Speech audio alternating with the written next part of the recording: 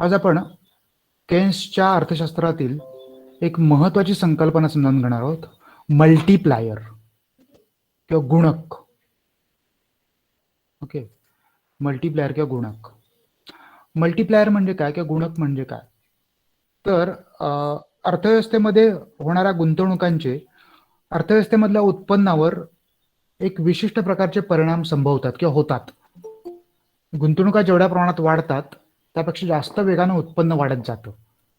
कारण काय होतं, जेव्हा गुंतवणुका होतात त्यावेळेला उत्पादन प्रक्रियेमध्ये झालेल्या गुंतवणुकांमुळे नवीन रोजगार निर्मिती होते आणि नवीन रोजगार निर्मिती झाल्यामुळे त्यातून लोकांचं उत्पन्न वाढतं. उत्पन्न वाढल्यामुळे लोकांचा उपभोगावरचा खर्च वाढतो. उपभोगावरचा खर्च वाढल्यामुळे वस्तू आणि सेवांची मागणी वाढते आणि वस्तू आणि सेवांची मागणी वाढल्यामुळे पुन्हा नव्यानं रोजगार निर्मिती होते. ओके, आणि ही रोजगार निर्मिती पुन्हा एकदा त्याच क्रमानं रोजगार वाढल्यामुळे उत्पन्न वाढल्यामुळे उपभोग खर्च वाढल्यामुळे पुन्हा वस्तू आणि सेवांच्या मागणीमध्ये वाढ आणि वस्तू आणि सेवांच्या मागणीमध्ये वाढ झाल्यामुळे त्या उत्पादित करण्यासाठी पुन्हा नव्यानं रोजगार निर्मिती. अशा प्रकारे ही प्रक्रिया पुढे काही कालखंड तशीच पुढे पुढे चालू राहते. हे चक्र पुढे पुढे सरकत राहतं. त्यामुळे एकदा केलेल्या गुंतवणुकांचे अर्थव्यवस्थेमधल्या उत्पन्न निर्मितीवर मोठ्या प्रमाणात परिणाम संभवतात. केलेल्या गुंतवणुकांच्या कित्येक जास्त पट हे परिणाम अर्थव्यवस्थेवर होत असतात उत्पन्नाच्या रूपानं. यालाच गुणक परिणाम असं म्हणतात. ओके, गुणक ही संकल्पना सर्वप्रथम RF कान या अर्थशास्त्रज्ञानं मांडली. ओके, RF कान यांनी त्यांच्या विश्लेषणामध्ये रोजगार गुणक मांडला होता. ओके, RF कान यांनी त्यांच्या विश्लेषणामध्ये रोजगार गुणक मांडला होता आणि हा रोजगार गुणक जो आहे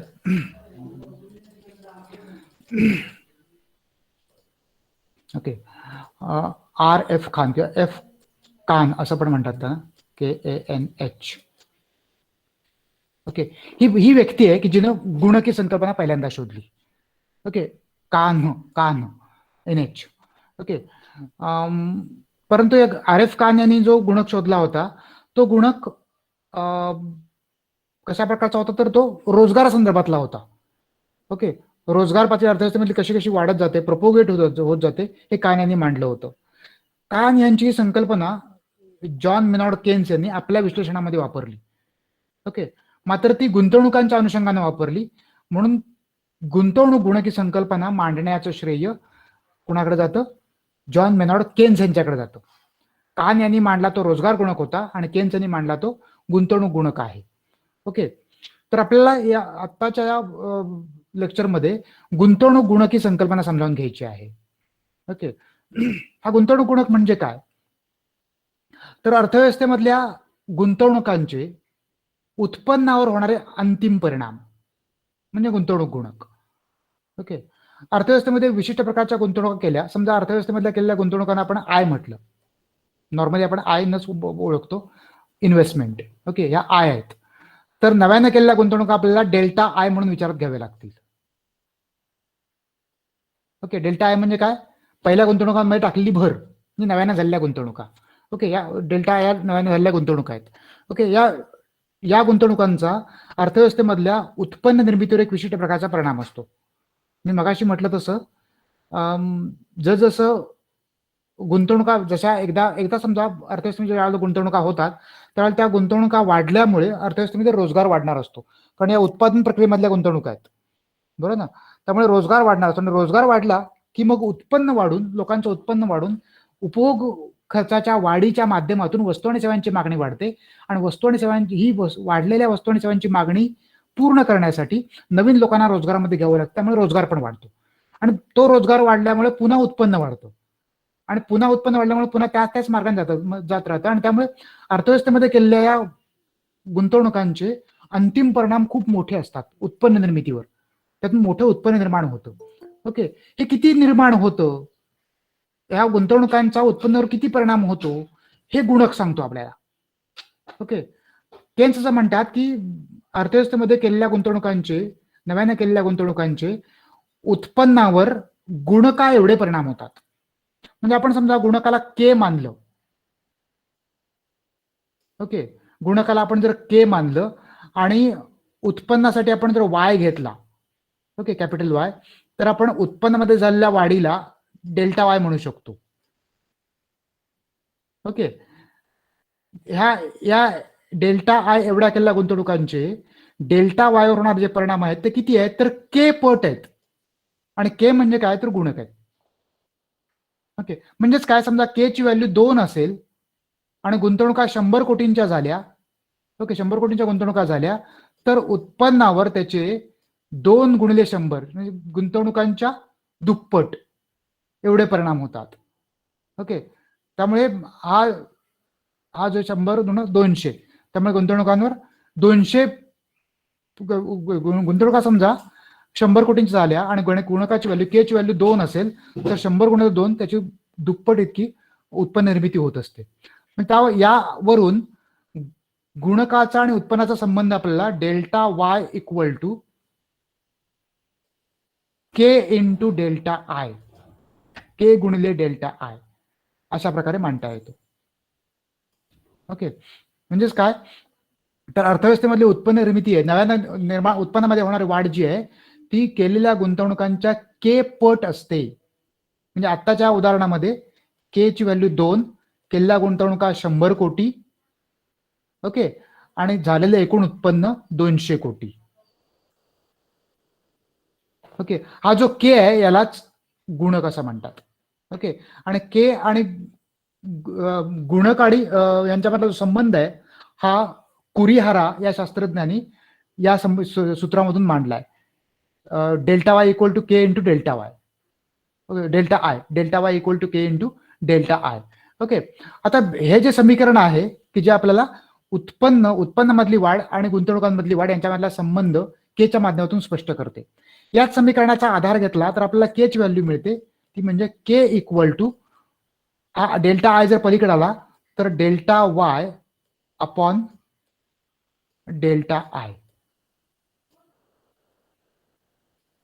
ओके, त्यामुळे अर्थव्यवस्थेमधल्या गुणकाची व्हॅल्यू जी आहे ती नेहमी डेल्टा वाय अपॉन डेल्टा आयच्या रेशो इतकी असते असं म्हणता येतं. ओके, अर्थव्यवस्थेमधल्या गुणकाचे जे मूल्य आहे हे गुणकाचं मूल्य नेहमी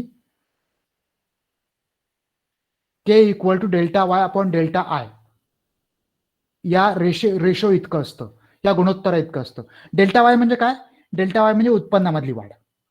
डेल्टा आय म्हणजे काय, डेल्टा आय म्हणजे गुंतवणुकांमधली वाढ.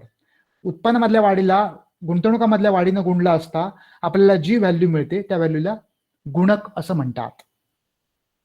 येतं लक्षात? ओके, आता प्रश्न असा निर्माण होतो की आपल्याला आता याचा गुणकाचा एक महत्वाचा उपयोग लक्षात घ्या अगोदर, मग तुम्हाला प्रश्न काय निर्माण होतो ते सांगतो. गुणकाचा महत्वाचा उपयोग काय होतो, तर या समीकरणामुळे अर्थव्यवस्थेतली उत्पन्न पातळी वाढण्यासाठी किती गुंतवणुका केल्या पाहिजेत हे आपण सांगू शकतो जर के ची व्हॅल्यू माहिती असेल तर. म्हणजे इथं आता या उदाहरणामध्ये अर्थव्यवस्थेचं उत्पन्न 200 कोटींनी वाढायला हवंय असं जर सरकारला वाटत असेल आणि गुणकाची व्हॅल्यू जर 2 असेल तर सरकारनं 100 कोटी रुपयांच्या गुंतवणुका करायला हव्यात. सरकारनं किंवा व्यवस्थेमध्ये 100 कोटी रुपयांच्या गुंतवणुका होतील उत्पादन प्रक्रियेमध्ये हे पाहायला हवं. ओके, असं जर झालं तर अर्थव्यवस्थेमध्ये उत्पन्न पातळी 200 कोटींनी वाढू शकेल.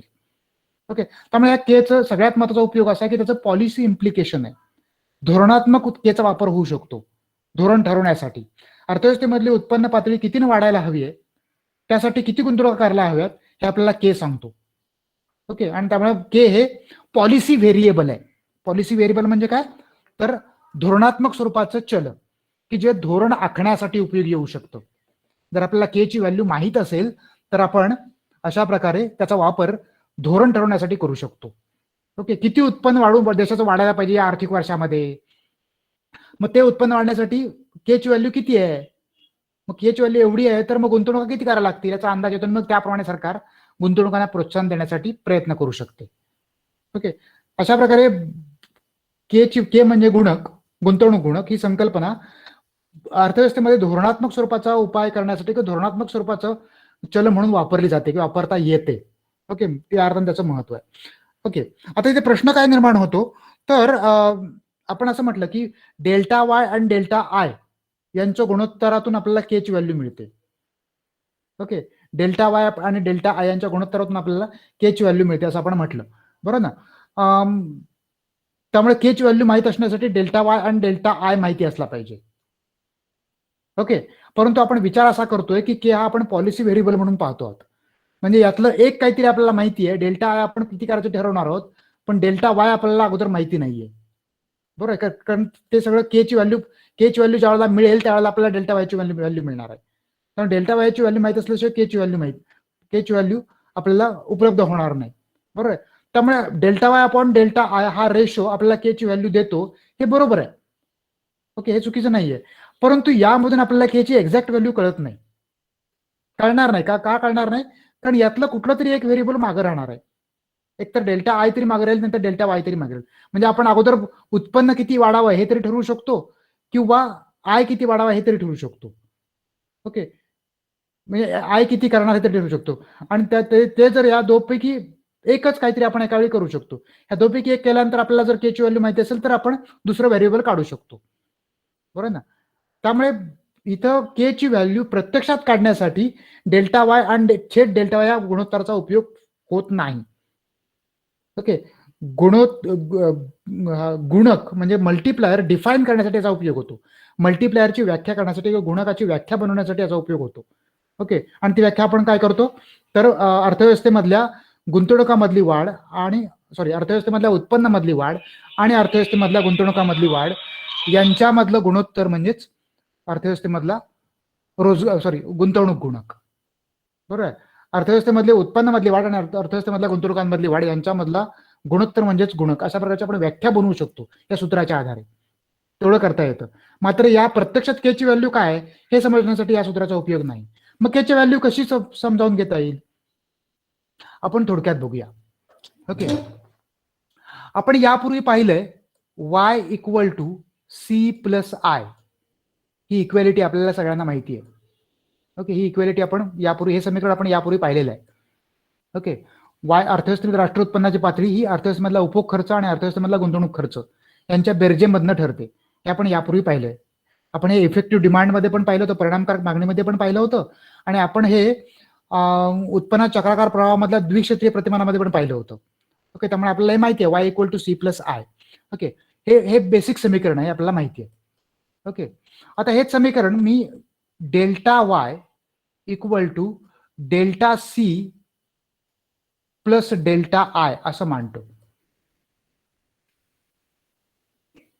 ओके, समीकरण तेच आहे, फक्त समीकरणामधल्या प्रत्येक व्हेरिएबलला, प्रत्येक चलाला मी डेल्टानं गुणलं, म्हणून delta Y equal to delta C plus delta असं त्याचं समीकरण तयार झालं. ओके, समीकरण तयार झालं. आता यापूर्वी आपण बघितलंय की C equal to alpha plus beta Y,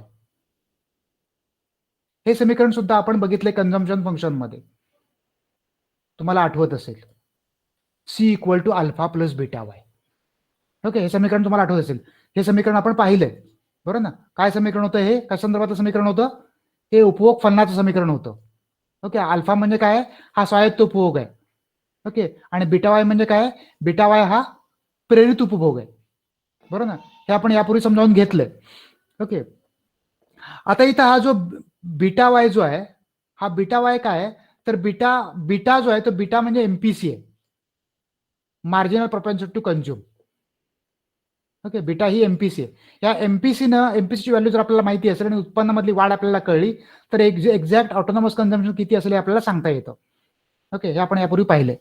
okay, तर बीटा ही एमपीसी आहे, हे लक्षात घ्या. ठीक आहे, आता C equal to alpha plus beta Y या समीकरणामध्ये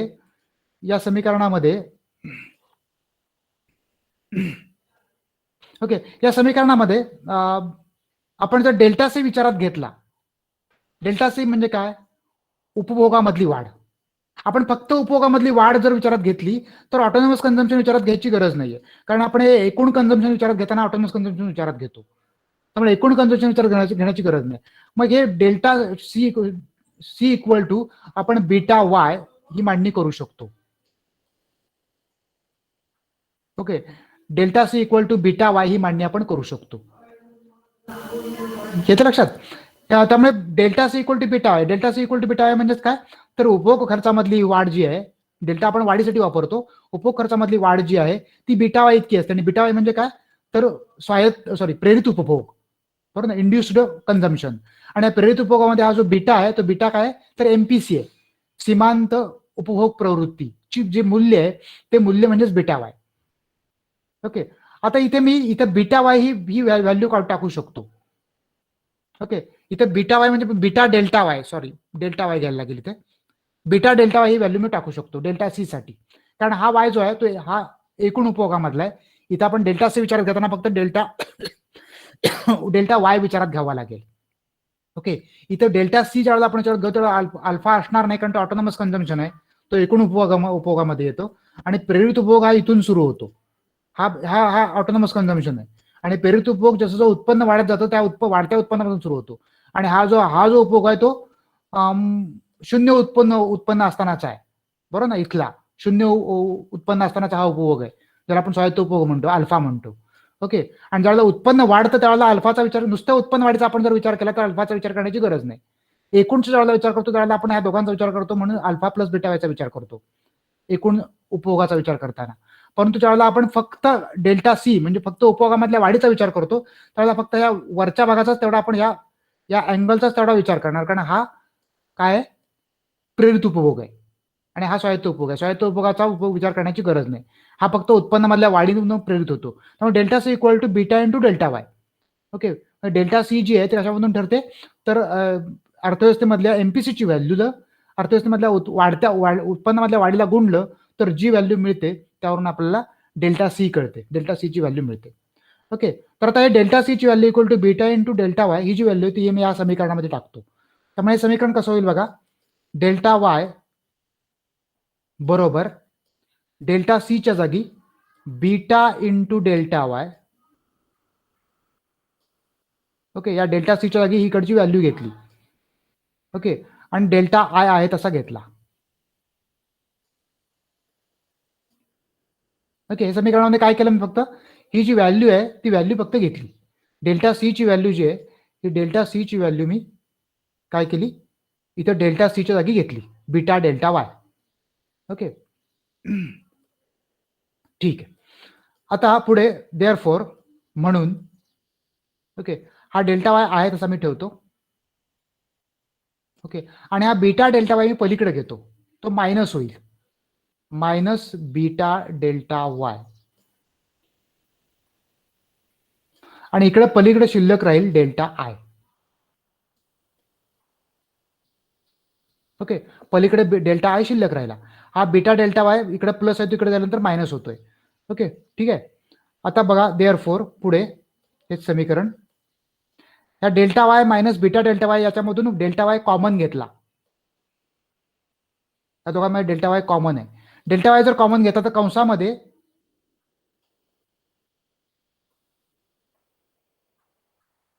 अरे कंस काय येईना,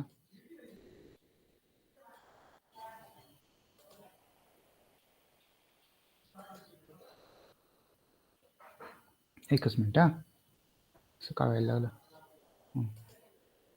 भरपूर कंस आले.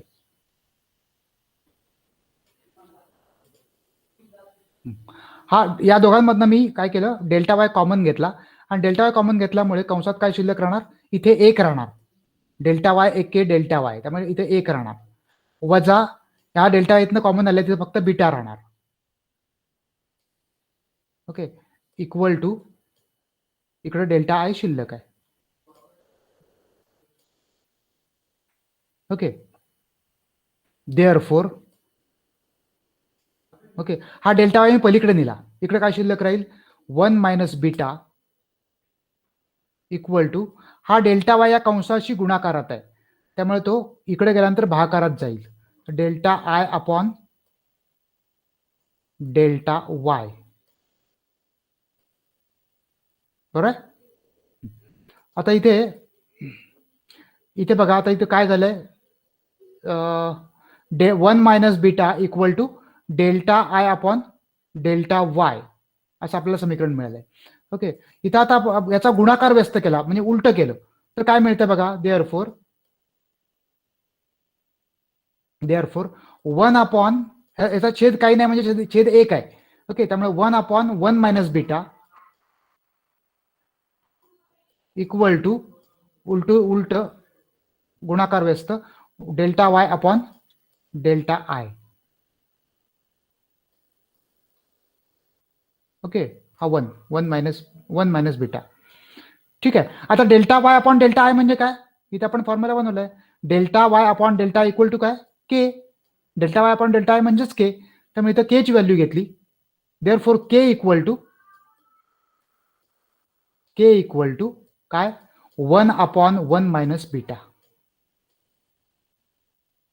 के म्हणजे काय, के म्हणजे गुणक, बरोबर ना. के म्हणजे गुणक, हा गुणक, बरोबर आहे. ह्या के ची व्हॅल्यू कुठून मिळू शकते, 1 अपॉन 1 मायनस बीटा. ओके, हा बीटा म्हणजे काय, एमपीसीची व्हॅल्यू, सीमांत उपभोग प्रवृत्तीचं मूल्य, बरोबर ना.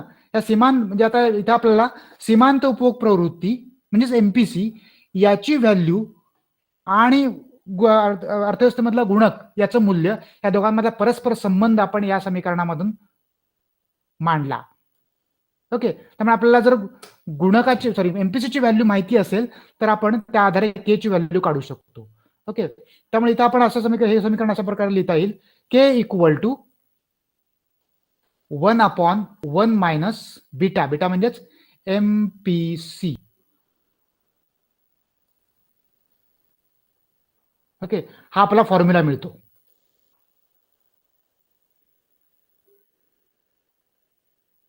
ओके, आपल्याला जर याची व्हॅल्यू माहिती असेल, ओके, एमपीसीची व्हॅल्यू जर माहिती असेल तर त्या आधारे आपण के ची व्हॅल्यू काढू शकतो. आणि के ची व्हॅल्यू एकदा कळली आपल्याला की मग आपण या अर्थव्यवस्थेमध्ये के ची व्हॅल्यू कळली की मग आपण किती गुंतवणूक केल्या की किती उत्पन्न वाढेल, की किती उत्पन्न वाढण्यासाठी किती गुंतवणूक केल्या पाहिजेत हे आपण सांगू शकतो. येतं लक्षात. त्यामुळे एमपीसीची व्हॅल्यू एकदा कळली की त्या आधारे आपण के ची व्हॅल्यू काढू शकतो. एमपीसी म्हणजे काय, सीमांत उपभोग प्रवृत्ती. सीमांत उपभोग प्रवृत्ती म्हणजे काय, तर अर्थव्यवस्थेमधल्या वाढत्या उपभोगाचं वाढत्या उत्पन्नाशी असणारं प्रमाण. ओके, आपण एमपीसी इक्वल टू आपण बघितलं, MPC equal to delta C upon delta Y, तुम्हाला आठवत असेल. ओके, ते आपण यापूर्वी समजावून घेतलंय. Delta C upon delta Y म्हणजेच एमपीसी, अर्थव्यवस्थेमधल्या वाढत्या उपभोगाचं वाढत्या उत्पन्नाशी असणारं गुणोत्तर म्हणजेच सीमांत उपभोग प्रवृत्ती. ओके, आणि आपण हेही बघितलं होतं की सीमांत उपभोग प्रवृत्तीचं मूल्य हे नेहमी पॉझिटिव्ह असतं आणि ते 0 ते 1 च्या दरम्यान असतं. ओके, शून्यापेक्षा नेहमी एमपीसीची व्हॅल्यू मोठी असते. ओके, आणि ती 1 पेक्षा लहान असते, हे आपण बघितलं. ओके, त्यामुळे एमपीसीची व्हॅल्यू 0.1, 0.2, 0.3, 0.4 या पद्धतीने 0.9 किंवा 0.99, 0.9999 या पद्धतीने असू शकते. ओके, आणि या एमपीसीची व्हॅल्यू एकदा कळली की आपल्याला त्यावरून के ची व्हॅल्यू पण काढता येते. ओके, उदाहरणार्थ समजा एमपीसीची व्हॅल्यू 2 आहे.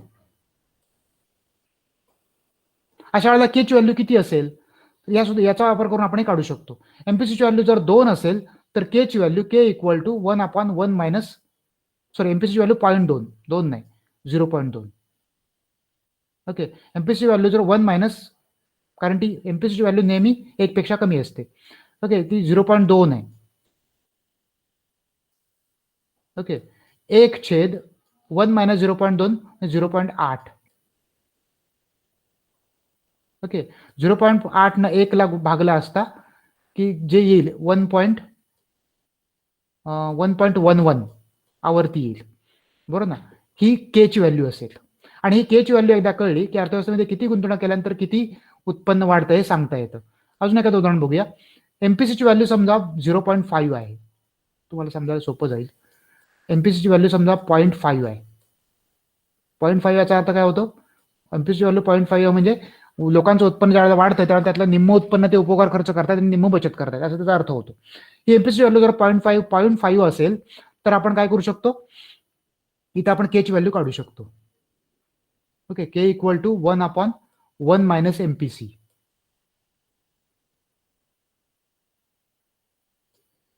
बरोबर, that is equal to 1 upon 1 minus 0.5, sorry 1 minus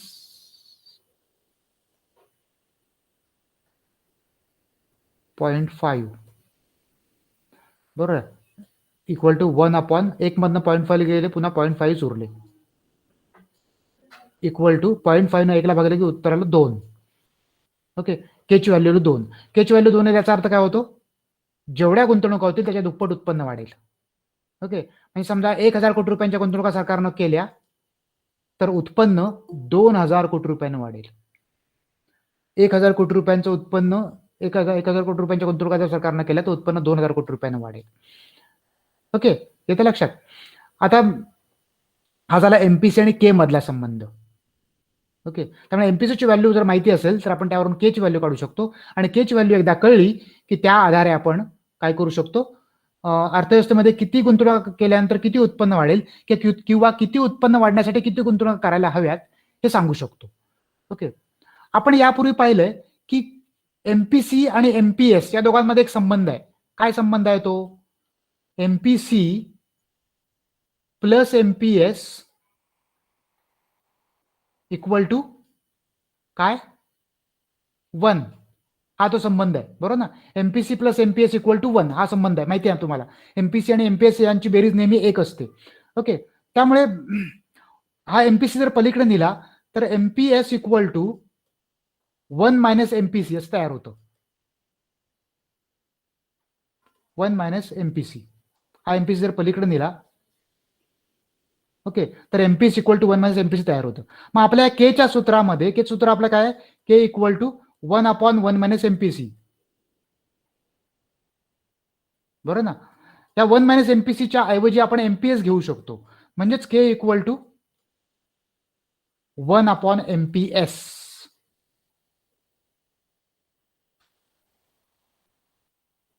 बरोबर, याचा अर्थ काय होतो, के ची व्हॅल्यू जी आहे, के हा जो आहे, ओके, हा के अर्थव्यवस्थेमधल्या एमपीएसचा गुणाकार व्यस्त आहे, याला गुणाकार व्यस्त म्हणतात. एमपीएसचा गुणाकार व्यस्त आहे.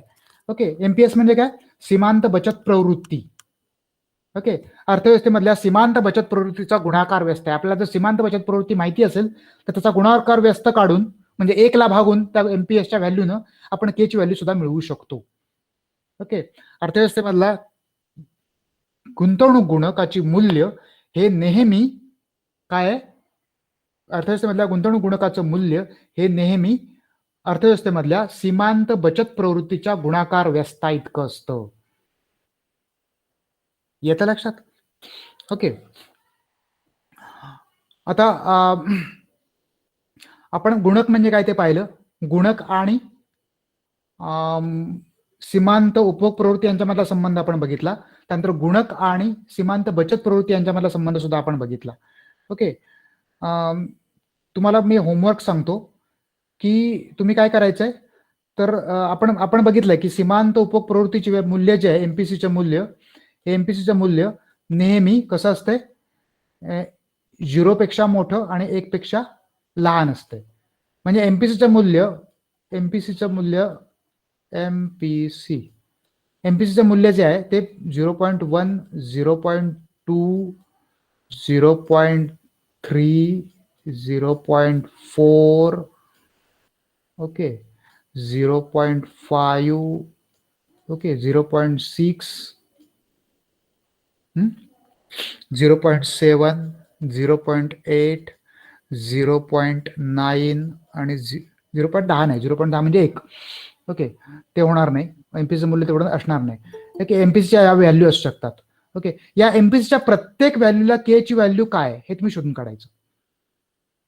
ओके, प्रत्येक व्हॅल्यूला के ची व्हॅल्यू काय आहे ते तुम्ही शोधून काढायचं, आणि मग त्या प्रत्येक के च्या व्हॅल्यूला 1,000 कोटी रुपयांच्या गुंतवणुका केल्यानंतर अर्थव्यवस्थेमध्ये उत्पन्न कितीने वाढेल हे शोधून काढायचं. म्हणजे तुम्ही अशा प्रकारचा तक्ता शोधून काढायचा, एमपीसी ची व्हॅल्यू, संबंधित के ची व्हॅल्यू, ओके, गुंतवणुका, ओके, म्हणजे इन्व्हेस्टमेंट किंवा डेल्टा आय किती, त्या 1,000 कोटी रुपये. एकदा सगळीकडे 1,000 कोटी रुपयेच घ्यायचे असता, डेल्टा वाय किती. ओके, इथे प्रत्येक ठिकाणी डेल्टा आयची किंमत 1,000च येईल. ओके, परंतु डेल्टा वाय किती आहे प्रत्येक लेवलला तुम्ही शोधून काढायचं आहे. ठीक आहे.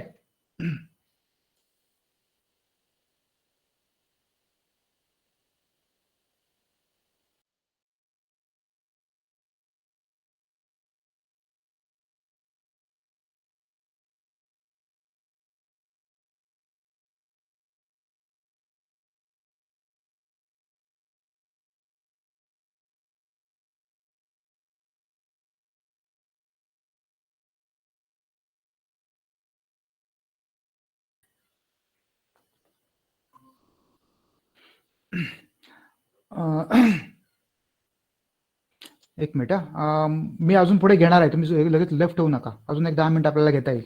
एकतर लेट सुरू झाले. काय झालं, मी इथे कट का केलं, कारण हा व्हिडिओ मला सेपरेट करायचा होता म्हणून मी कट केलं. मी पुन्हा रेकॉर्डिंग सुरू करून याचं वर्किंग कसं चालतं हे मी तुम्हाला दाखवणार आहे. ओके, अजून एक 10 मिनिटं आपल्याला लेक्चर घ्यायचं आहे. ओके, रेकॉर्डिंग थांबलंच नाही, मी ते थांबवतो म्हणजे मला नंतर कट करता येईल.